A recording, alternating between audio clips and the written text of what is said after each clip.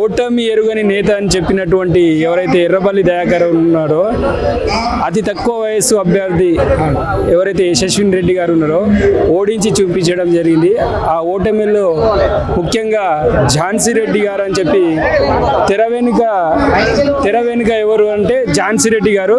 ఆ ఝాన్సీ రెడ్డి గారి సపోర్ట్ తోటి అక్కడ ఉన్నటువంటి పాలకుర్తి ప్రజల అండతోటి వాళ్ళ ఓటమెరుగని నేత అని చెప్పి చెప్పుకునే దయాకర్ రావుని ఓడించడం నిజంగా పాలకుర్తి చరిత్రనే తిరగరాయడం జరిగింది.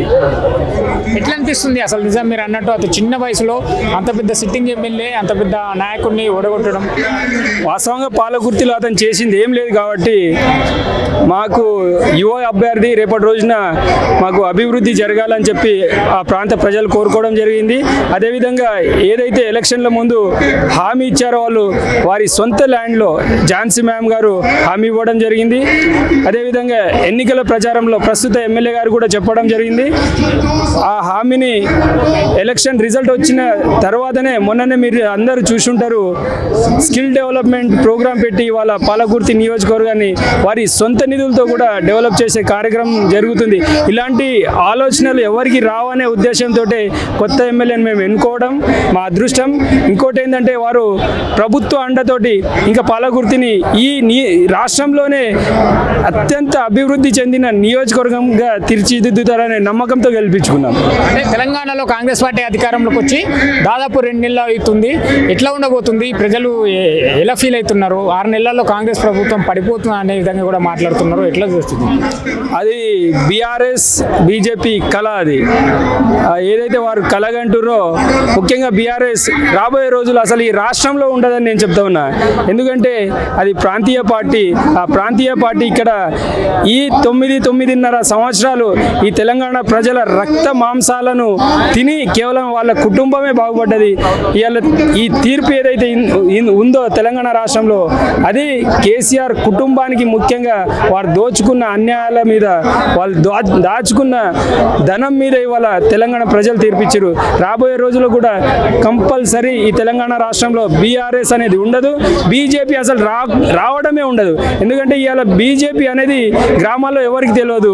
ఇంకోటి ఏంటంటే గ్రామాలలో కాదు ఈ పట్టణాల్లో కూడా రాబోయే రోజుల్లో బీజేపీ అనేది ఉండదు.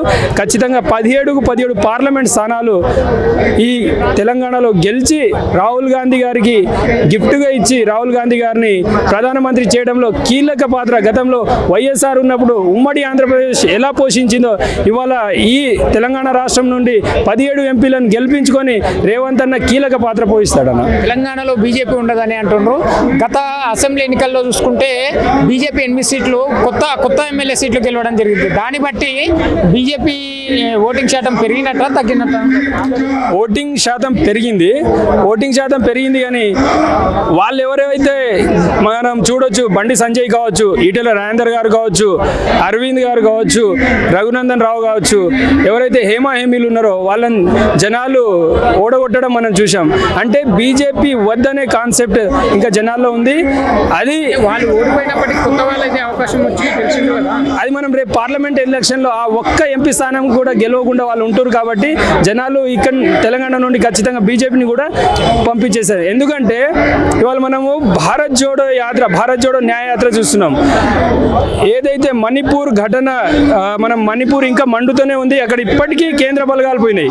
ఆ కేంద్ర బలగాలు పోయిన ప్రాంతం నుండి రాహుల్ గాంధీ గారు భారతదేశంలో ఉన్నటువంటి ప్రజలంతా మంచిగా ఉండాలని చెప్పి ఏదైతే న్యాయయాత్ర ప్రారంభించారో మణిపూర్ నుండి అస్సాం వచ్చేసరికి మనం రోజు చూస్తూ ఉన్నాం. రోడ్ల మీద బ్యారికేడ్లు కావచ్చు, బీజేపీ గుండాలు వాళ్ళ యాత్రకి అడ్డం పోయి కట్టెలు పట్టుకోవడం కావచ్చు, మీరు ఏదైతే గుడులలో రావద్దని చెప్పడం మనం వాళ్ళ నియంత్ర ప్రభుత్వానికి యావత్ దేశ ప్రజలు దాంతోపాటు మన తెలంగాణ ప్రజలు కూడా గమనిస్తున్నారు.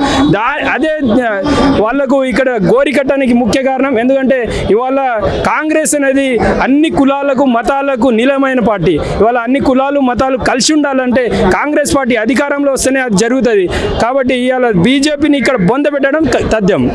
అంటే మొన్ననే గత 2-3 రోజుల కిందట చూసుకుంటే అయోధ్య రామ మందిర విగ్రహ ప్రతిష్టాపన, రామ రాముల వారి విగ్రహ ప్రతిష్టను ఈ భారతదేశ హిందువుల చిరకాల కోరిక చిరకాల ఆకాంక్ష నెరవేరిందని అనుకోవచ్చు. దానికి ఆహ్వానం అయోధ్య రామాలయానికి ఆహ్వానం పార్టీలకు అతీతంగా మతాలకు అతీతంగా కాంగ్రెస్ పార్టీకి కూడా ఆహ్వానం అందిస్తే ఎందుకు నిరాకరించిన ఎందుకు పోలేదు? ఇవాళ నేను లేవగానే కూడా రామ్ రామ్ అనుకుంటాం మేము. రామ్ రామ్ మేము ఎక్కడ మా ఎస్టీలో మేము ఎవరిని కలిసినా రామ్ రామ్ అనుకుంటాం. అంటే మేము కూడా హిందువులమే కదా. ఇవాళ అయోధ్య రామ మందిరాన్ని కేవలం బీజేపీ పార్టీ మీటింగ్ లెక్క తయారు చేయడం జరిగింది. రామాలయానికి పోము అనేది ఉండదు, ఖచ్చితంగా పోతాం ఏదో ఒక సందర్భం. అదే టైంలో వెళ్ళాలనేది అయితే ఏం లేదు కదా. ప్రతి ఒక్కరు హిందువులు పోతారు, ఎవరైనా పోవచ్చు గుడులు అన్నప్పుడు. ఇవాళ మసీదులలో మనం కూడా పోతాం, చర్చిలలో మనం కూడా పోతాం. కాబట్టి వాళ్ళు పెట్టినటువంటి ఏదైతే ఆ డేట్ ఉందో ఆ డేట్కి కంప్లీట్ బీజేపీ పార్టీ మీటింగ్ పెట్టడం అనేది దారుణం అది. కాబట్టి ఇవాళ మేము దాన్ని వ్యతిరేకిస్తలేము. ఖచ్చితంగా కులాలను మతాలను గౌరవించే పార్టీ ఏదైనా ఉంది అంటే అది కేవలం కాంగ్రెస్ పార్టీ.